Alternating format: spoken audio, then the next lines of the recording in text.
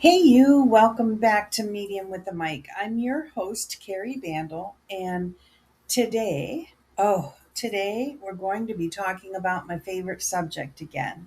I'm once again going to talk about the Age of Aquarius. It is what I believe I came here to this life for, to guide, to assist, to witness this era right now. I can hear you humming that song from Hair in your head. It's a really good one.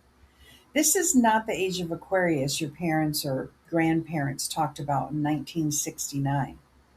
This is the real thing. And it's happening right now, whether the world has caught up to that or not. I've done a version of this topic before about a year ago, and I felt called to come back to it because so much has shifted, so much has been revealed. And honestly, my understanding of what we're walking into has deepened in ways I didn't expect. So if you listen to that earlier episode, this one is going to feel like the next chapter. And if this is your first time here, welcome. You picked a really good one to land on. So let's start at the beginning because there's a lot of confusion about what this even means astrologically. The Earth moves through a cycle called the precession of the equinoxes. Basically, because of the way the Earth wobbles on its axis, like a slow cosmic top, the point in the sky where the sun rises at the spring equinox shifts very slowly over thousands of years. It moves through each of the 12 zodiac constellations in turn. Each one of those periods is called a great age, and each one lasts roughly 2,160 years. We have been in the age of Pisces for about the last 2,000 years. And what defines the age of Pisces? Religion as the organizing framework of humanity, hierarchy, the idea of salvation coming from outside yourself, faith over knowing, institutions like the church, monarchy, empire holding the power, sacrifice, martyrdom, and a very strong us versus them binary. Sound familiar? The age of Aquarius is what comes next. And Aquarius, as a sign, as an archetype, or as an energy, is about something completely different.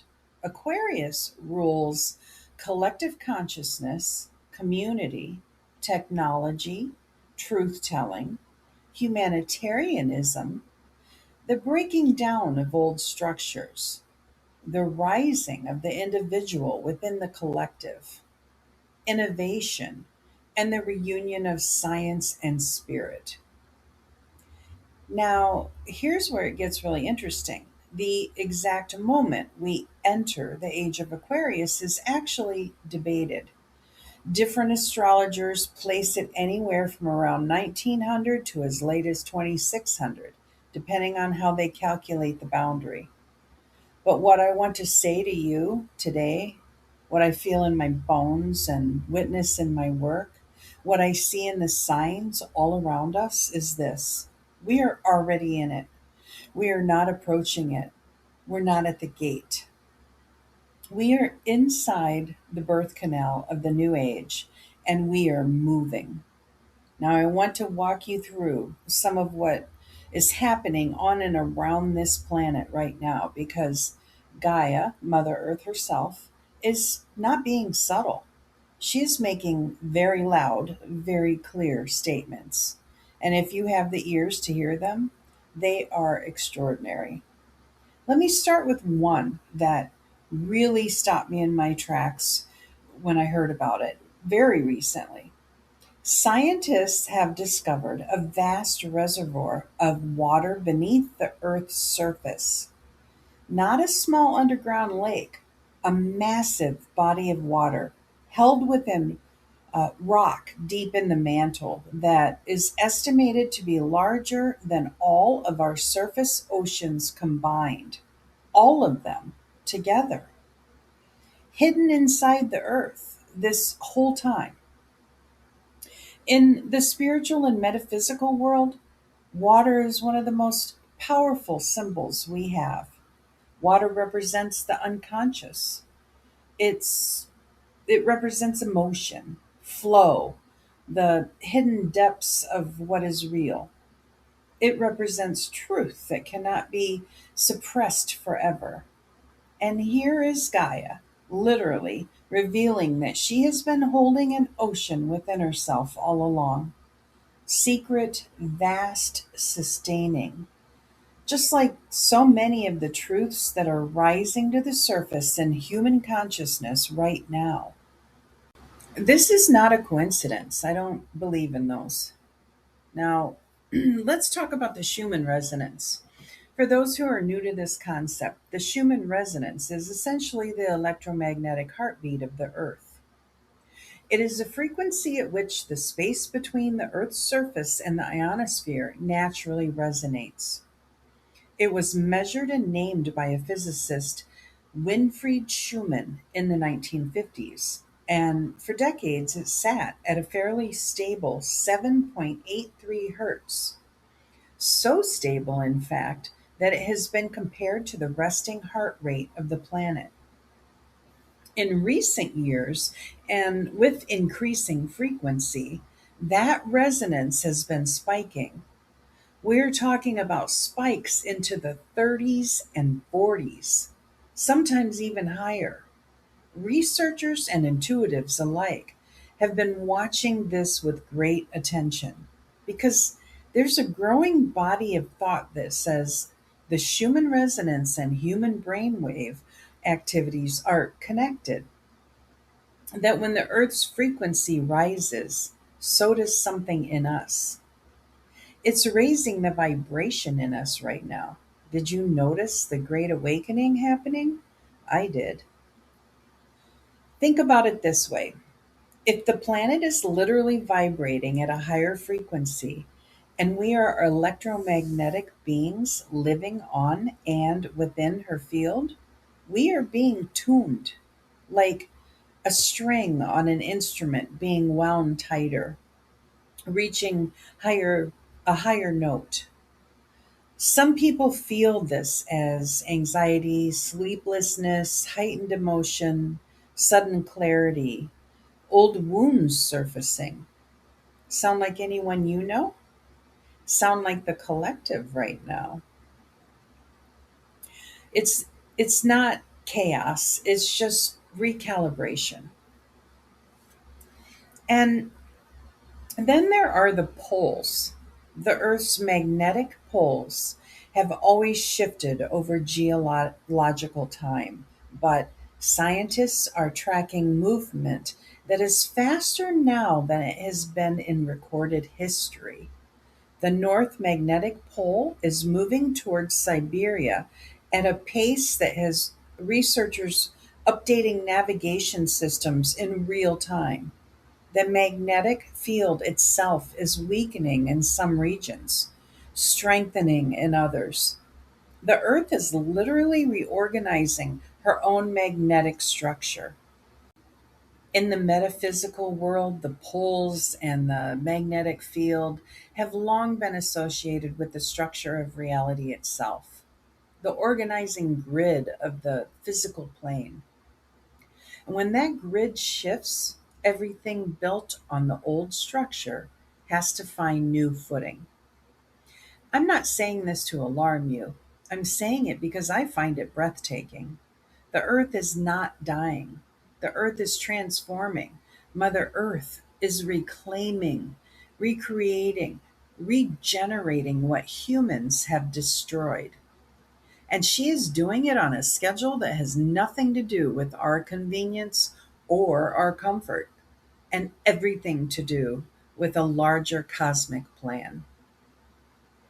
The astrological backdrop for this moment in history is genuinely extraordinary, and it is not just one or two things happening. It's a convergence.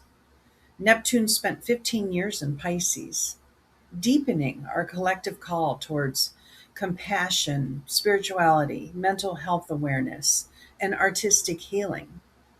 And as of early 2026, it has moved into Aries for the first time since 1861 to 1875, and it will stay until 2039. That is a massive generational shift in energy from the dreamy, empathic, dissolving waters of Pisces into the bold, pioneering fire of Aries. The spiritual tide is literally turning. And right alongside it, Saturn moved into Aries as well, nudging us collectively to get serious about asserting ourselves authentically and claiming our independence and examining whether the foundations we've built actually support who we are. Then there is the outer planet picture, which is the one that really makes you sit up straight. Pluto, Uranus, and Neptune are aligned in what astrologers call a minor triangle, two sextiles and a trine, a rare and harmonious configuration among the three outermost, most transformational planets.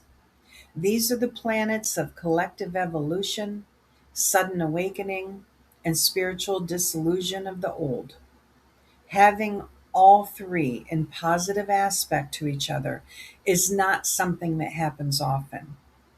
And it is happening right now, right alongside everything else that we are seeing on and around this earth.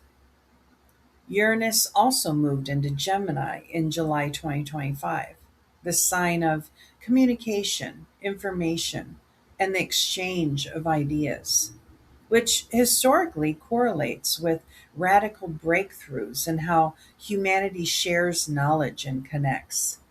Put all of that together, and what you have is not a coincidence. What you have is the cosmos saying, it's time. So, if all of this is a good thing, if we are moving into a new era of community and truth and consciousness, why does so much of the world feel like it's on fire right now? Because birth is not gentle. Birth is loud and messy and overwhelming and sometimes terrifying, right up until the moment the new life arrives. And then you look at what came through, and it was worth every single contraction. What we are experiencing collectively, the polarization, the breakdown of old institutions, the exposure of corruption, the culture wars, the grief, the uncertainty, these are contractions. These are the old structures fighting to maintain themselves as the new energy pushes through. The Piscean age, with its hierarchies, its gatekeepers, its trust the institution and don't ask questions energy, is not going gently, but it is going. And here's what I want you to understand from both a spiritual and human standpoint. When something is ending, it often makes the most noise right before the end. The dying of the old can look like total collapse.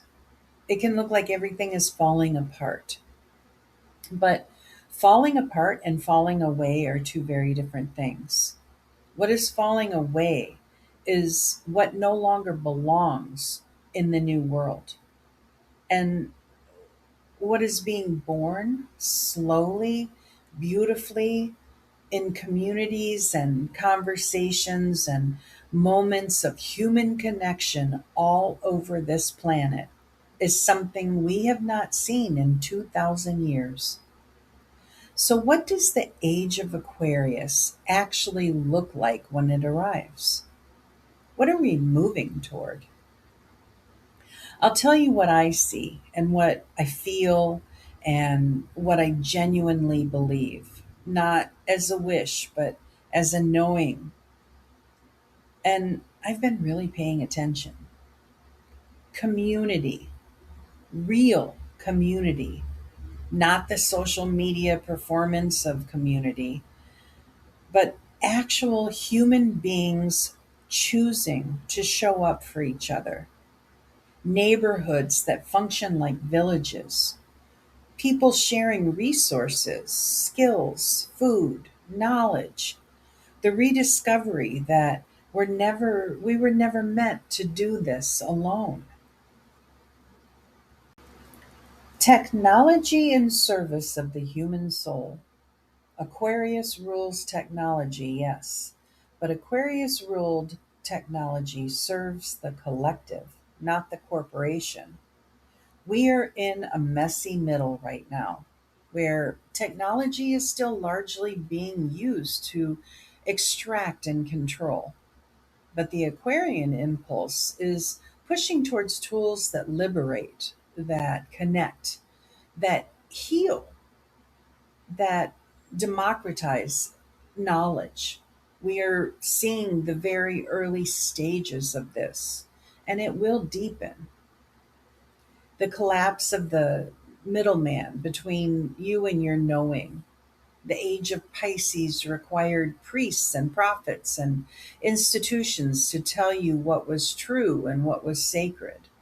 The age of Aquarius says you have direct access. Your intuition is real. Your inner knowing is valid. Your connection to the divine does not require anyone's permission.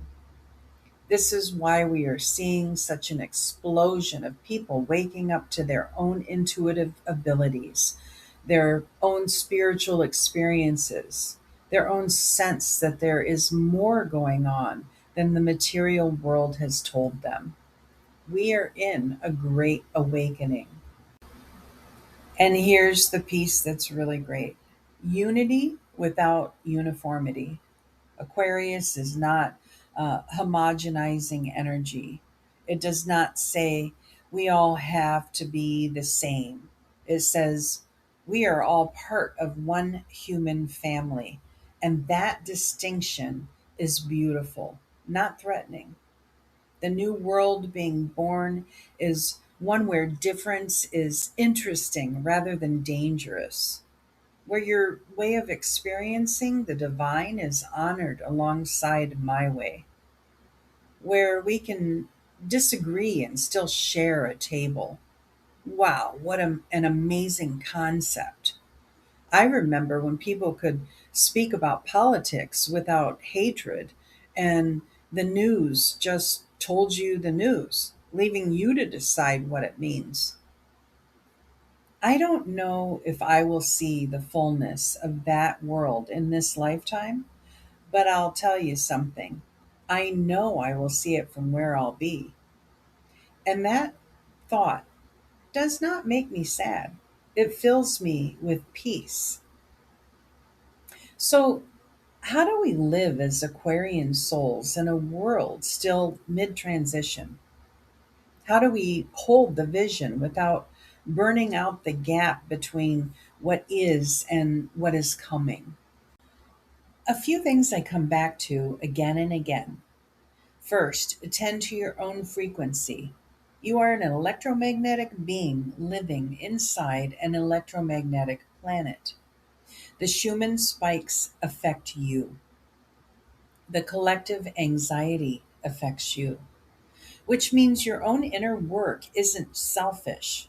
Raising your own vibration through meditation, time in nature, through honest shadow work, through healing what is unhealed, is a contribution to the whole.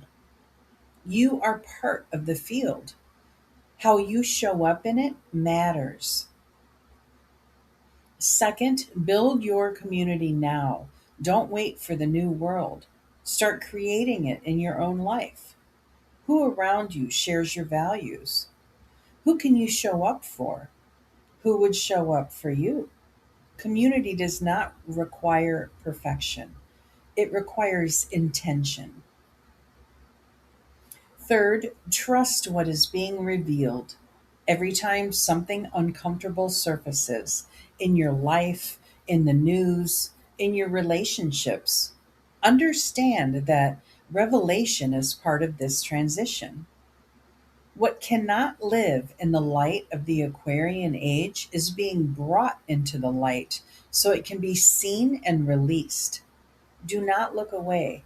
Bear witness and trust that truth surfacing is always ultimately a gift, even when it hurts. Fourth, practice the new world now. Be generous. Be curious about people who are different from you. Speak kindly. Create things. Share what you know. Be the neighbor, the friend, the stranger who smiled that the new world is made of. Because the age of Aquarius is not something that will be handed to us, it is something we build one human moment at a time. So here we are, beautiful souls, standing inside of one of the most significant transitions in human history, and most people don't even know it. But you do, and knowing changes things. We are not lost. We are not doomed. We're not at the end of the story. We are at the beginning of something that our great great grandchildren will look back on the way that we look back at the Renaissance and say, can you imagine being alive during that shift?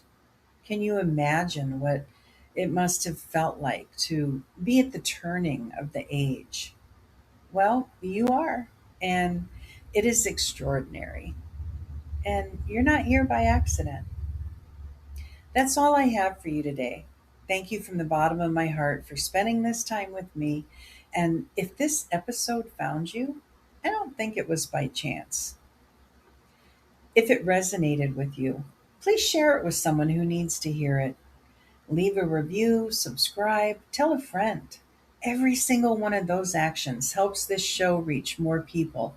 And this show is a true labor of love. I earn nothing from it except the joy of connecting with you.